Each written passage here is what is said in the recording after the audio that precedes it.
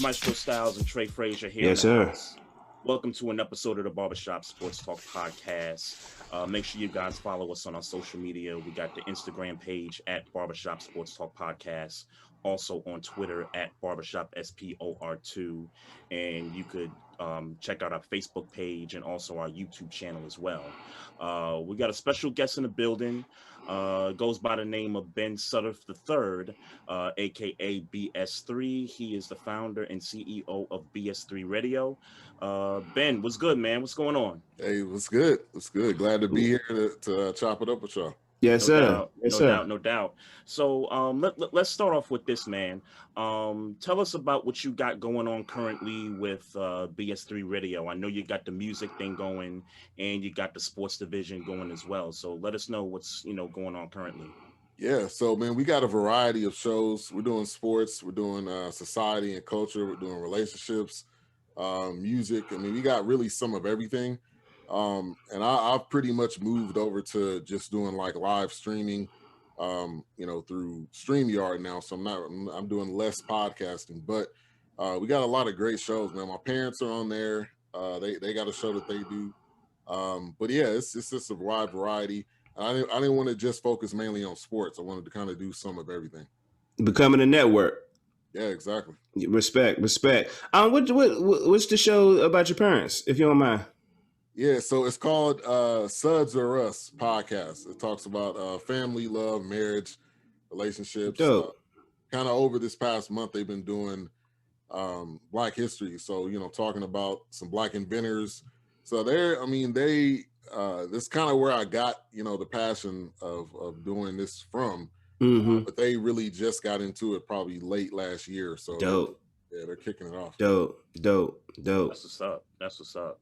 So I wanted to get into this because you root for the teams down in Dallas. So it's the Cowboys, the Mavericks, Rangers, and the Tar Heels. But I wanted to touch on the Cowboys for a minute here. And the biggest news is Dak Prescott is currently rehabbing. He looks good. He still don't have a contract, though, which kind of annoys us over here on the podcast. But just wanted to get your thoughts on Dak Prescott and the contract situation, and where do you think, or how do you think this is going to end up in the long run? Yeah, I think he'll be a Dallas Cowboy. One thing I've learned is that Jerry and this whole organization does not like change. They will hold on to somebody until they're 90 years old just to say that they held on to the person. So I think they'll get this all worked out. I think it's a year's situation. Dak wants a shorter deal. The Cowboys want a longer deal. Plus the money is tied up right now, because when you look at what last year was, and now they're going into this year with the salary cap, I think that's a major part of it too. And they're probably going to have to, some cap casualties. They're going to figure out who they're going to cut. But I think he'll be on the team. I think he'll be starting week 1. I think he'll be on the team long term because they already know what he gives them. And last year when you had Andy Dalton in there, you could see that Dak was covering up a whole bunch of holes, especially the offensive line. So you think he's going to be a Cowboy long term? Is he going to be the second highest paid quarterback in the league? I would say yes. Yeah. Do I think he should be? Honestly, no. But it's the market. Like that's the way it is. It's not about how much they're actually worth or how much they should be getting paid. It's the market. And if you're his agent, you're gonna say, give me the market value. And that's what you gotta do if you're in that position. Yeah, I agree. And I'll be honest with you, I think he deserved the money. I think he just means too much to the team. Yeah. He means too much to the team. Not last year, obviously, but the year before. I know. Well, let me say this. Last year, statistically, it was probably a little bit more about garbage time than anything. He was looking like one of those dudes. But the year before that, there were small speculations about or small conversations about him possibly being an MVP candidate. I think he ball. I think he deserves the money that he's about to get if it's emphatically, a step under Patrick Mahomes' money in that market. I think he deserves every penny. Yeah, I agree. I wouldn't give him Patrick Mahomes money. I think what Russ has got 35. I mean, you can put him. I would have wanted to put him right below that, but I think they're going to get a deal done. I mean, they're not one of those that's going to run out and draft a quarterback in the first round. I highly doubt it. Just for perspective, though, he led the league in passing yards right before he got hurt. And even maybe 2 or 3 weeks after that, he was still leading the league in passing yards. That's how good Dak Prescott was. Yeah, I see. I disagree. I mean, that was a little garbage time. A lot of that was. I agree with you. It was garbage time. All right, yeah. So I mean, I ain't going like stamp him right there. Some of that was coming back. Obviously, a lot of that was coming back. A lot of that they were down going into the second half, and he had to throw. He had no choice.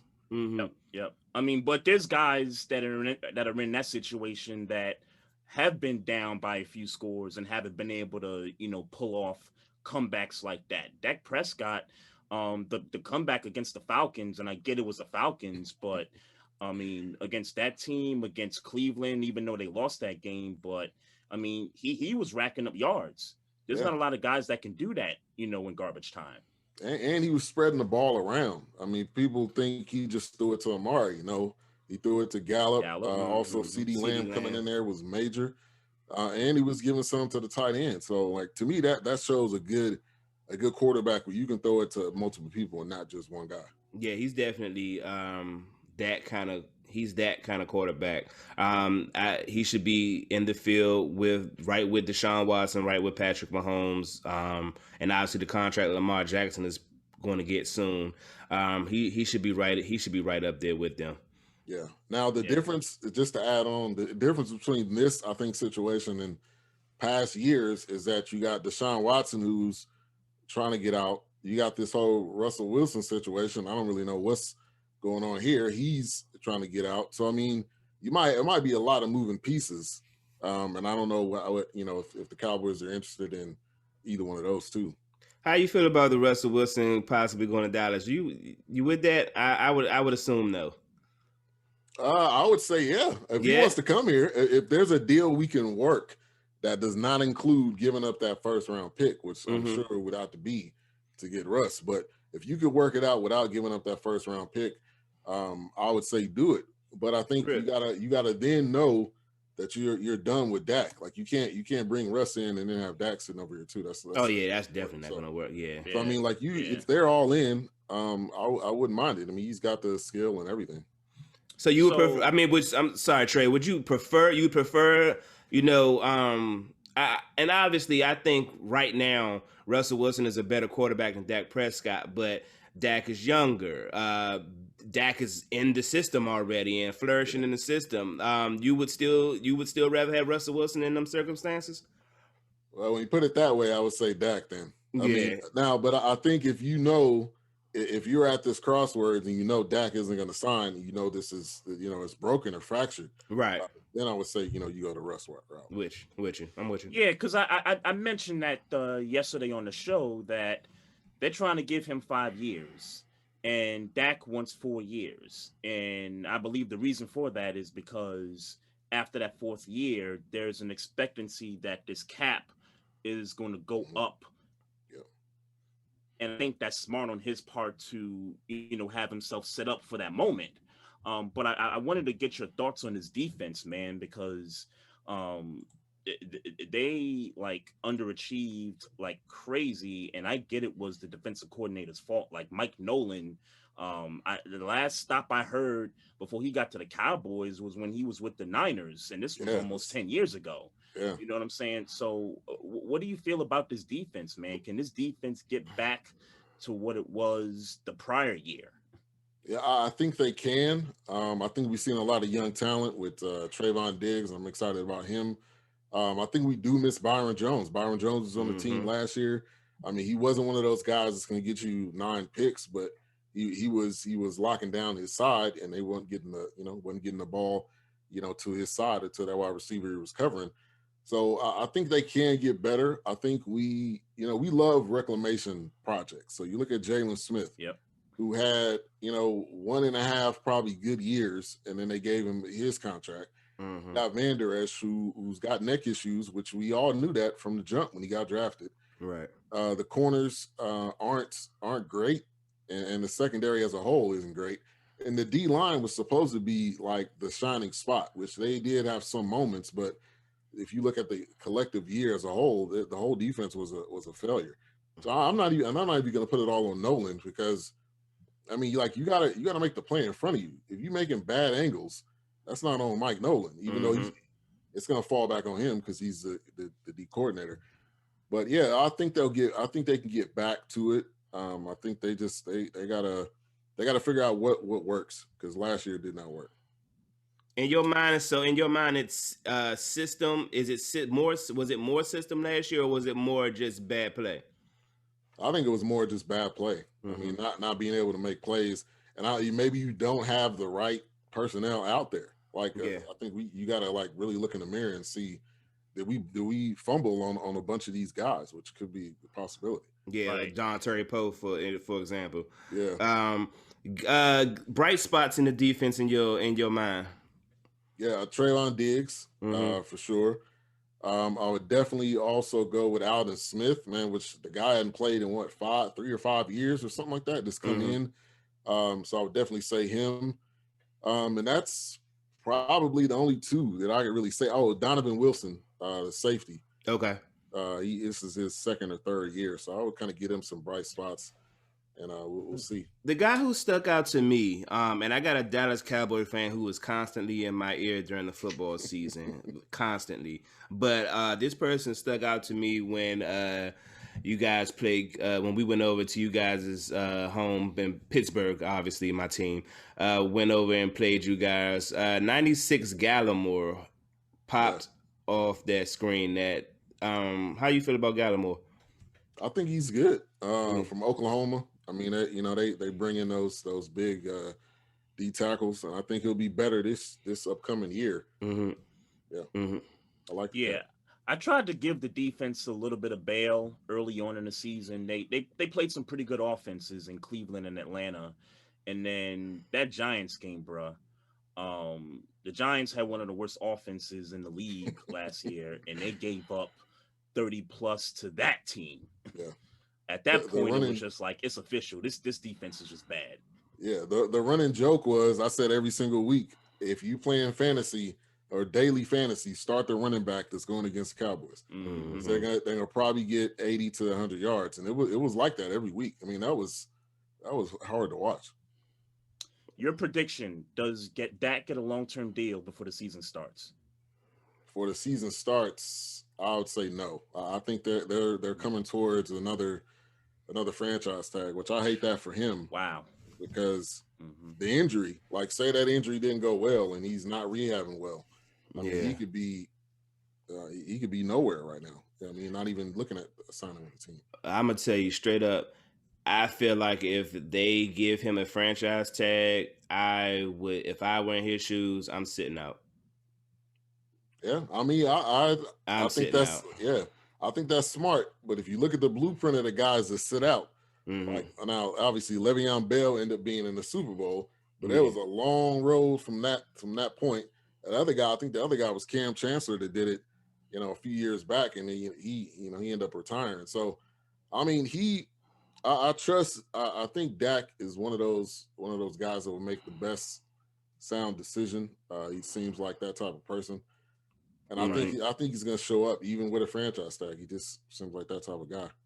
No doubt. All right, man. Let's switch over to the NBA real quick and talk about your Dallas Mavericks, who right now have been disappointing, to say the least. You got Kristaps Porzingis coming off of the injury and not really playing up to a certain potential.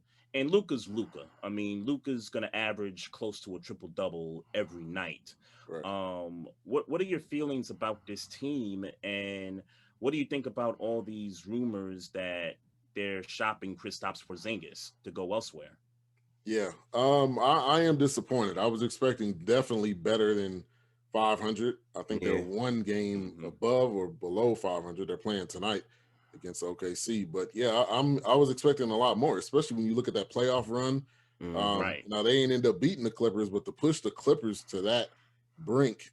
Now, obviously, the Clippers were just not there, so I don't know if it really mattered. But yeah, I'm disappointed. I was expecting a lot more. The fact that there's rumors of them shopping Porzingis to me was just saying that was a failed trade, and I was thinking, okay, you're gonna get this guy that's 7 foot tall, can't really play down low. He's like another version of Dirk somewhat, besides the injuries, and then he had the meniscus last year. So it's like, where do you go from here? You just signed this guy to a massive deal, Right. and whatever you do trade him for, you're not going to get back exactly what you paid him. So Yeah. I would say keep the guy and try to, I would say you're gonna have to get better in the draft. Try to make a trade. Maybe if you package a pick. I know we got Josh Richardson, which I was expecting a lot from him, and I think too, COVID has torn up a lot of different teams, ours particular too. Yeah. So maybe this second half they can possibly, put something together. I just don't think they have enough though. It just every night it's Luka and everybody else. I mean, can't win like that. And then when you do have Porzingis offensively, yeah, he's going to give you that, but defensively, he's a liability. So I mean, you're gonna have to get something defensively to be able to run. And the fact is, this is the Western Conference with the Lakers and the Clippers, and with Portland, and with Utah, and with Denver. So I mean, like, they're not winning anything anyway. I'm not one of those fans that's like, oh, they could go all the way. They're not winning anything in the next probably couple of years, but they'll be competitive and fun to watch. At least they got that playing situation where the 9 and the 10 seed could compete to at least, make it to the first round of the playoffs. Yeah, and that's the thing when when you're a fan, you're not gonna win a championship every year. Yeah, but do you want to be in the middle, or do you just want to be horrible and right? Go from the ground up. Yeah, we just been in the middle, since 2011, pretty much. I was gonna say since the title run, yeah. Yeah. Yeah. You got anything, Maestro? On the Mavericks, nah. I mean, I will say this.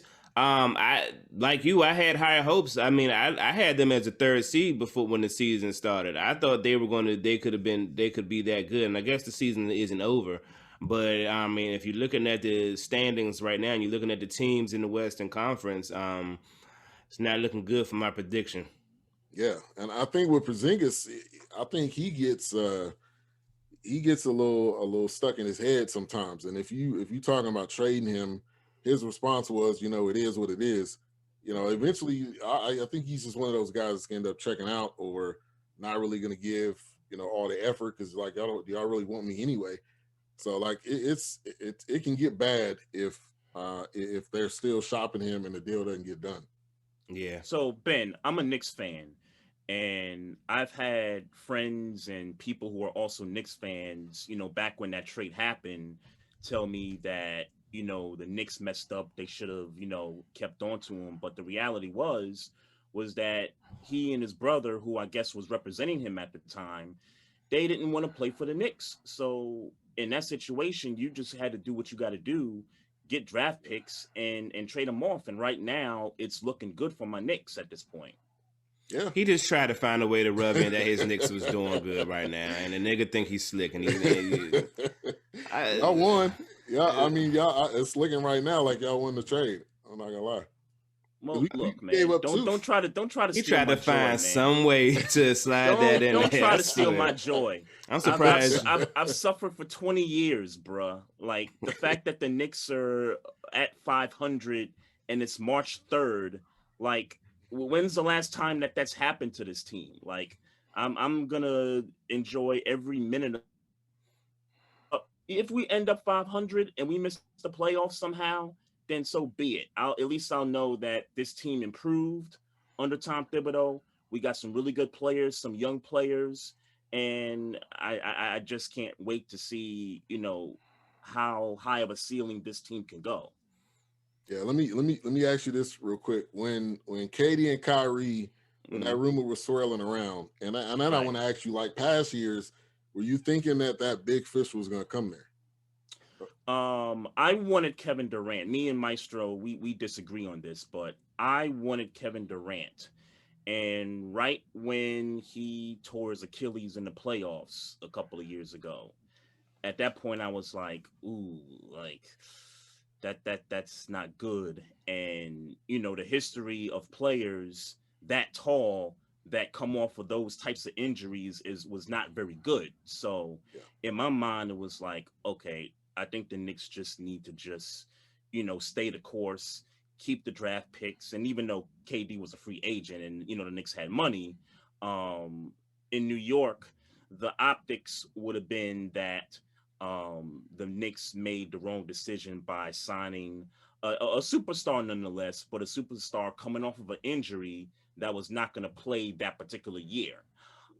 So I was of the approval that, hey, if you don't get KD, you don't get Kyrie, hey, that's cool. Give the Nets props.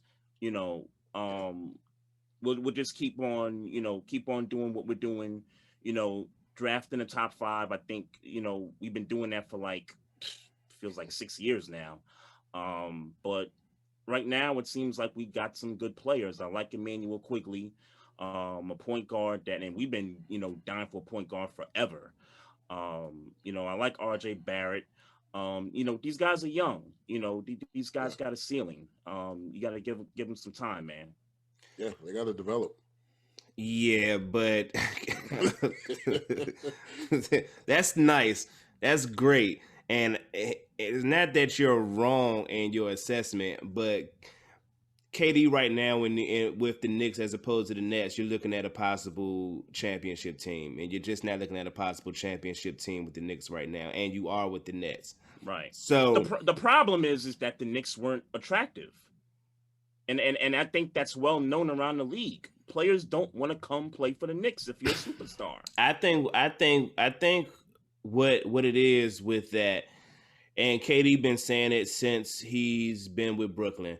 Yep. I never wanted to play with the Knicks. I don't know where the stories came from. I don't know who or why people have been saying it or who spread the rumor, but I never wanted to play with the Knicks. I was never going to the Knicks. And I think that's what's key right there. I was never going to the Knicks. So for y'all to be spreading the rumors, for all this hoopla that y'all was starting and all those things, it was a useless conversation because I was never coming to the Knicks. And he even said in an interview that the Brooklyn Nets are a cooler franchise. And when you sit back and think about it, I agree, by the way. Think about, and I agree too. Think about all the nights that the Nets have Biggie night. They pay homage to, B.I.G. rest in peace. Look at their logos. Look at their floors. Like they change the floors up all the time. Like the Knicks don't do any of that stuff. The Knicks don't pay homage to, rappers in the city. They don't do none of that stuff. The Brooklyn Nets do that. It's historic. I mean, the Knicks are one of those historic teams, and that's what they just been riding on for the longest. Yeah, right. And I think too, they're always going to be tied to the top player because they're the Knicks. They're in New York.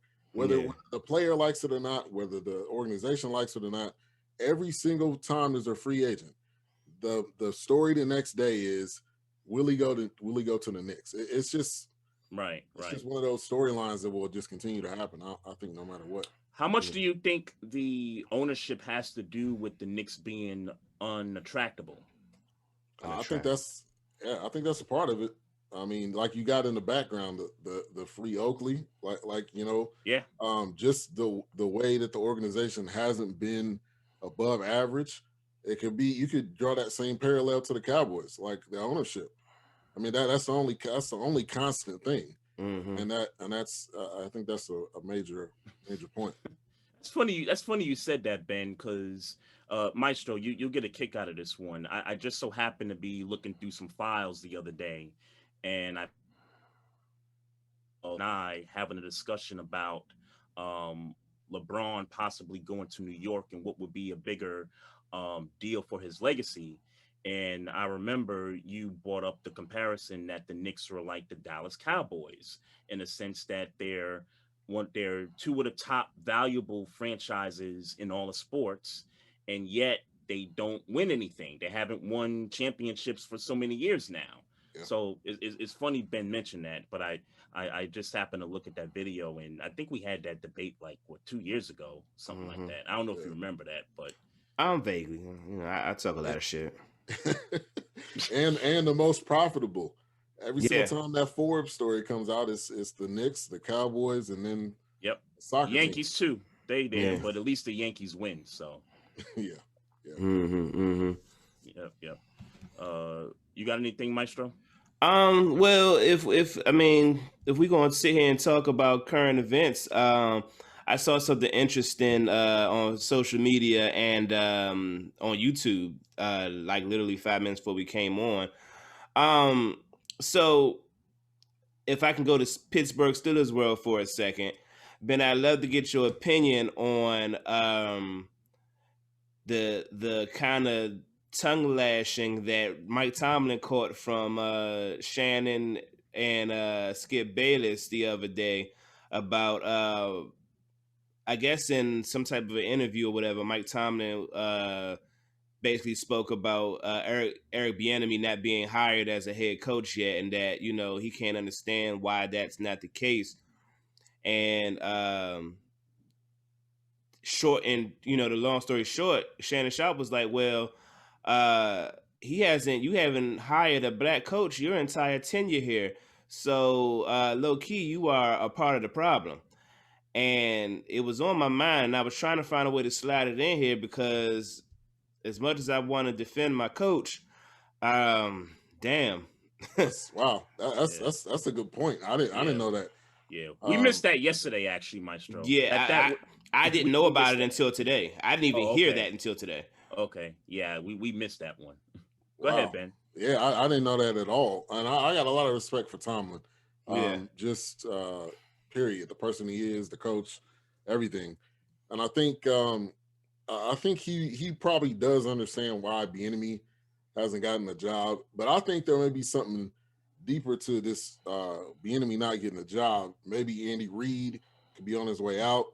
Andy Reid's like, hey, in the next 2 years, this is your job. Like, I mean, I think obviously he's a black coach, and the minority coaches have not been getting a lot of jobs. Now this year they said it increased, but I think that's just kind of like small numbers that it did. But back to Tomlin, that's a great point. And I think Tomlin's got to really like look in the mirror, like what have I done to help this cause? And if he hasn't, then that's something that I think he's got to look at and really consider, because I can't really think of very many minority or black coaches on his staff. I mean, they got a lot of the smaller guys. I mean, Antoine Randall was there for a little bit. Joey Porter was there for a minute. Porter, yeah, that was his token black coach for a while. You know what I'm saying? So I mean, it's not the issue that he doesn't hire black coaches.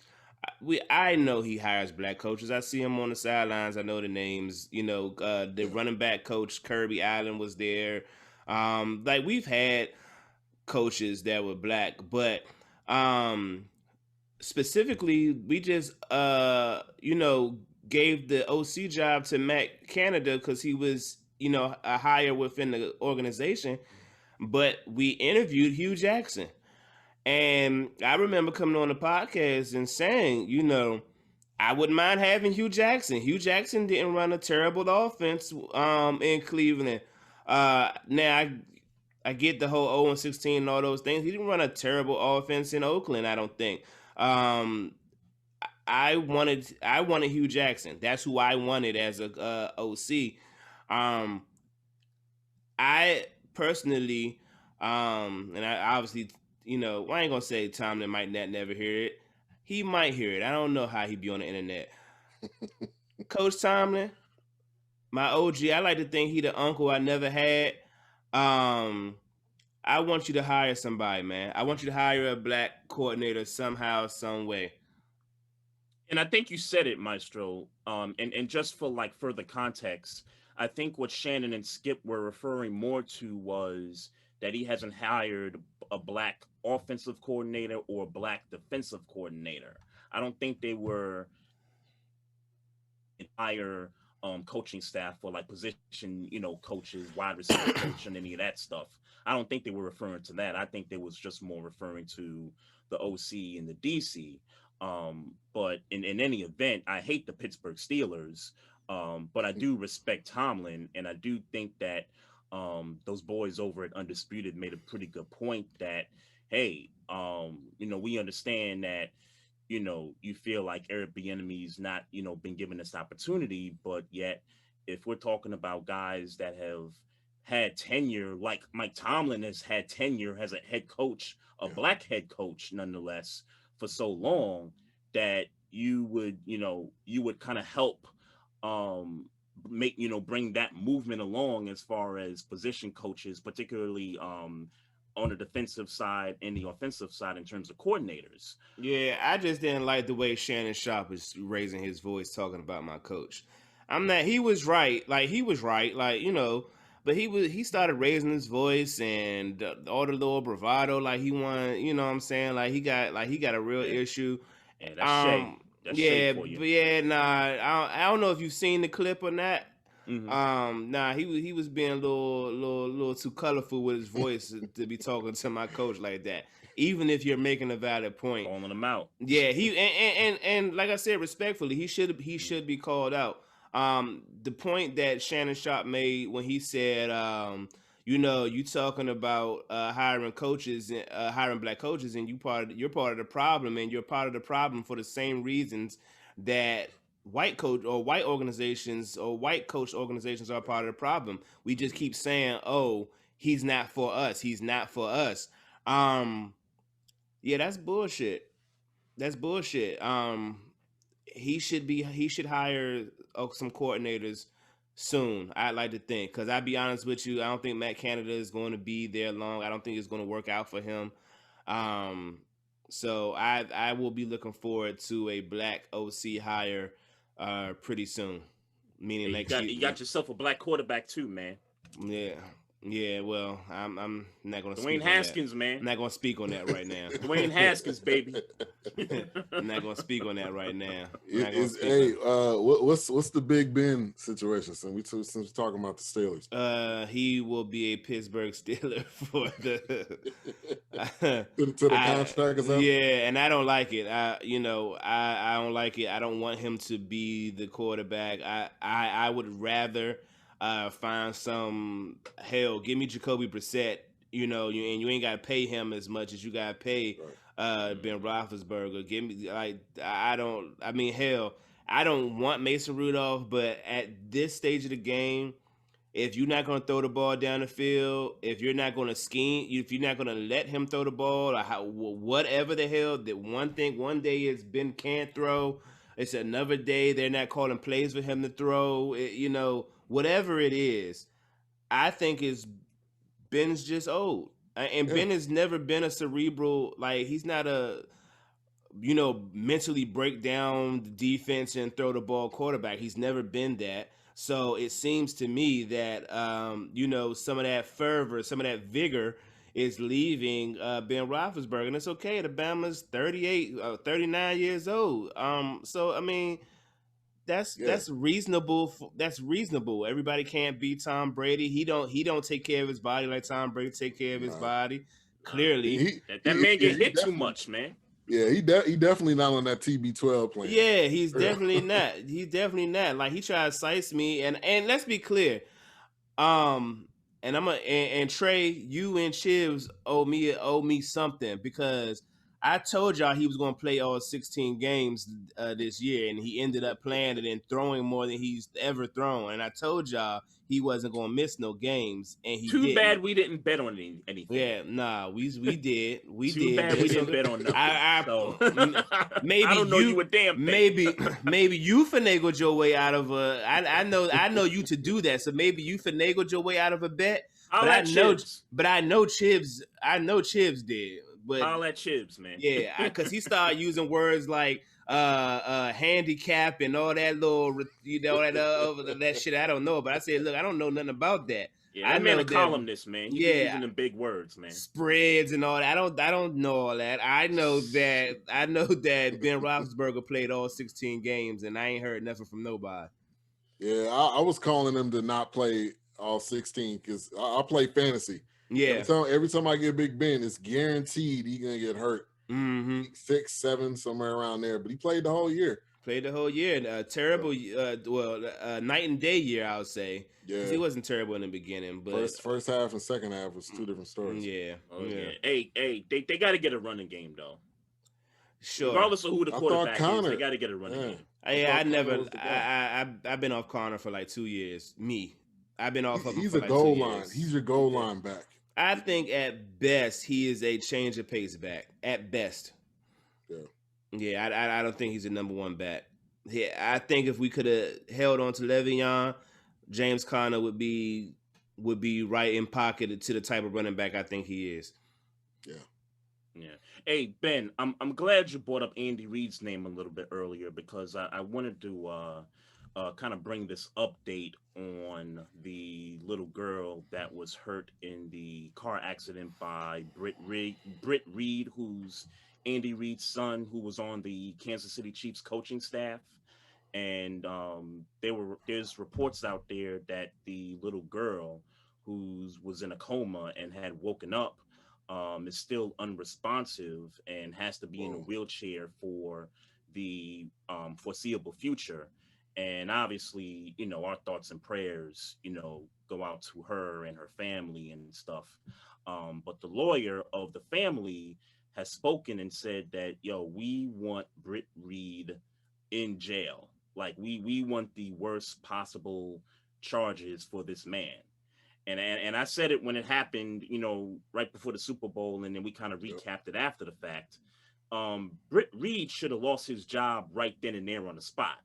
Yeah. But because his contract was running out, they decided, well, let's just wait for his contract to run out, and then we just not, sign it back, which I thought was BS. But yeah, that man should have been fired right there on the spot. Your thoughts on all this, man? Because I agree with the lawyer that the family needs to go after this man as hard as they can. Yeah, it was shocking to see it because that was the day. Was that Friday? I think that was the Friday. It was a Friday, yeah. Mm-hmm. Yeah, and I'm looking at my phone and I'm like, Britt Reid. I'm like, first of all, who is that? What happened? And you see the accident, and then you see he was drinking. So yeah, if I'm that girl's parents, if that was any of our kids, he needs to get the fullest extent of the law. No shortcuts. No, this was his first time. If this girl's going to be in a wheelchair for the foreseeable future, maybe longer than that, I mean that's horrible. I mean, and I think it took an effect on Andy Reid too. Like this, obviously that's your son. This is the Super Bowl. You got a job to do. You got to be having mixed emotions thinking about your son, what he did. How is that going to affect you? How is it going to affect your family as a whole? And it was tragic. I mean, you don't want to see anything like that happen. Something that maybe could have been preventable. You don't want to see that happen at all. And that's definitely going to affect his life. And he needs to go to jail. I mean, like you don't need to allow this guy just because he is who he is or because he's somebody's son that he gets any favors. Yeah, 100%. I agree 100%. No doubt. I got one more question for you, Ben. So, of all the teams you root for, which one you think is closest to winning the chip? Wow. I'm not gonna say that's a hard question because neither of them really. Start off with the Tar Heels. March Madness is coming up.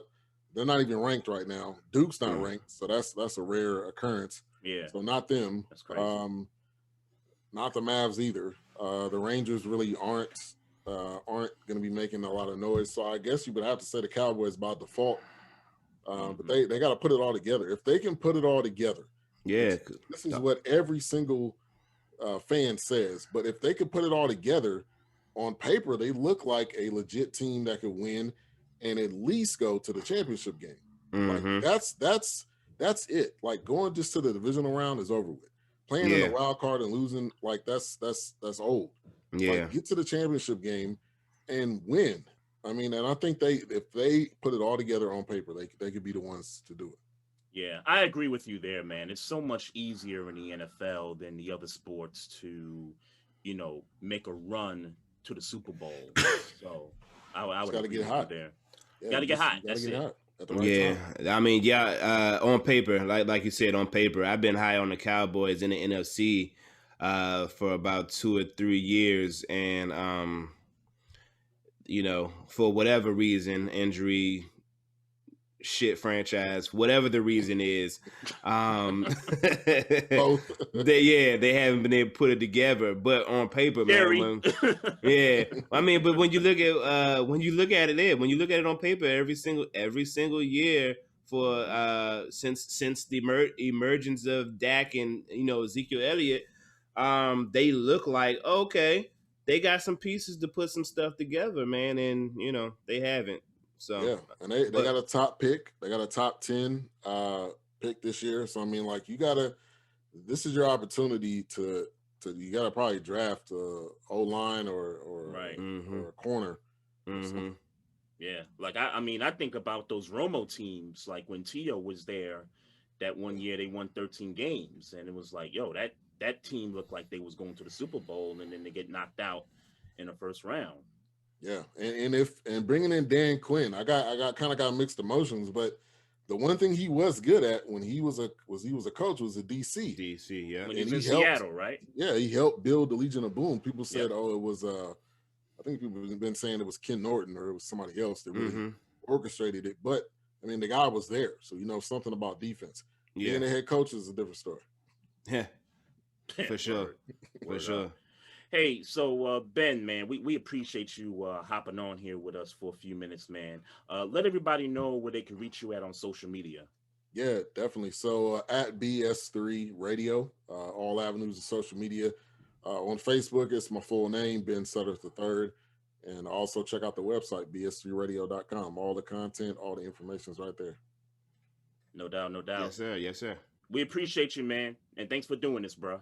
Yeah, no problem. Thank you guys for having me on. All right. All right. Love. Peace.